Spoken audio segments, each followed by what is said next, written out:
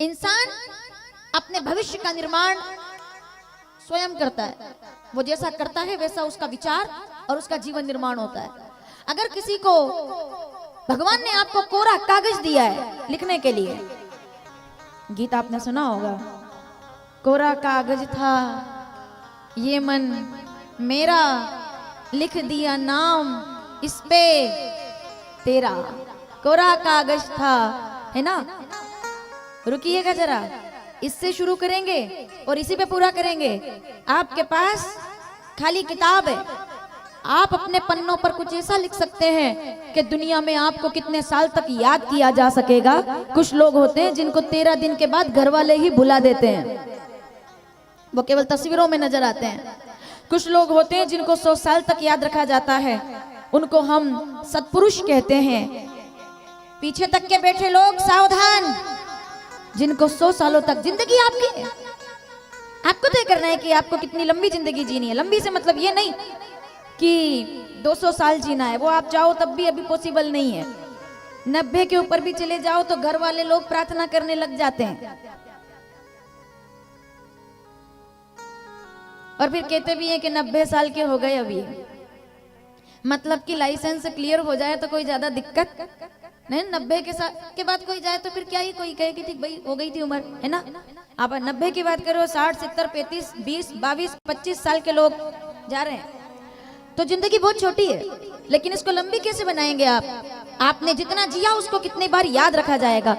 ये मेरी पंक्ति याद रखिएगा, इसको लिखना, कल के अखबार में के लिए काम आएगा कि इंसान जब 100 साल के लिए जीता है उसको सत्पुरुष कहते हैं, लेकिन जो 1000 साल तक याद रखा जाता है उसको महापुरुष कहते हैं। लेकिन बात यहाँ पूरी नहीं होती, आखिरी पंक्ति तक चलिएगा मेरे साथ। जो 100 साल के लिए कहानी बनाते हैं उनको सत्पुरुष कहते हैं, जो 1000 साल के लिए कहानी बनाते हैं उनको महापुरुष कहते हैं। लेकिन जो 100 साल नहीं, 1000 साल नहीं, 1000 युगों के लिए कहानी बनाते हैं उन्हें पुरुष नहीं, सत्पुरुष नहीं, महापुरुष नहीं, पुराण पुरुषोत्तम कहा जाता है। उन्हें श्री राम माना जाता है, जिनकी कथाएं युगों युगों तक गाई जाती है। उनके संघर्ष से, उनके परिश्रम से, उनके पुरुषार्थ से, उनके प्रयास से, वो मनुष्य क्या जिसने जीवन में कभी त्याग नहीं किया, संघर्ष नहीं किया, जो कभी कांटों पर नहीं चला। राम कथा फूलों की कथा नहीं है, सावधान, राम कथा फूलों की कथा नहीं है, राम कथा कांटों पर चलने की कथा है। युद्ध नहीं जिनके जीवन में, 2 पंक्तियां किसी कवि की है, याद आ गई, याद रखना। युद्ध नहीं जिनके जीवन में वे भी बड़े अभागे होंगे, या तो प्रण को त्यागा होगा या फिर रण से भागे होंगे। जिनके जीवन में कभी युद्ध नहीं रहा, संघर्ष नहीं रहा, वो कभी राम नहीं हो सकते, वो राजकुमार हो सकते हैं। मेरी बात समझ में आई आपको? मैं फिर बोलती हूँ, कोई सामान्य बात नहीं है ये, इसको अपनी डायरी में लिखो कि युद्ध नहीं जिनके जीवन में, जिनको मखमल पर बैठना मिला है और चांदी की थाली में खाना मिला है बचपन से, वो दुर्भाग्यशाली होते हैं, क्योंकि उन्होंने कभी कठिनता नहीं देखी, वो उसका मोल कभी नहीं समझ पाएंगे। युद्ध नहीं जिसके जीवन में वो भी बड़े अभागे होंगे, या तो प्रण तोड़ा होगा या फिर रण से भागे होंगे। जिन्होंने कभी युद्ध का सामना नहीं किया, जिन्होंने संकट नहीं देखे, जिन्होंने कष्ट नहीं देखा। किसान लोग बैठे, मुझे बताइएगा, अगर धरती को हमेशा एक जैसा मौसम मिलेगा तो क्या कभी फसल पक पाएगी?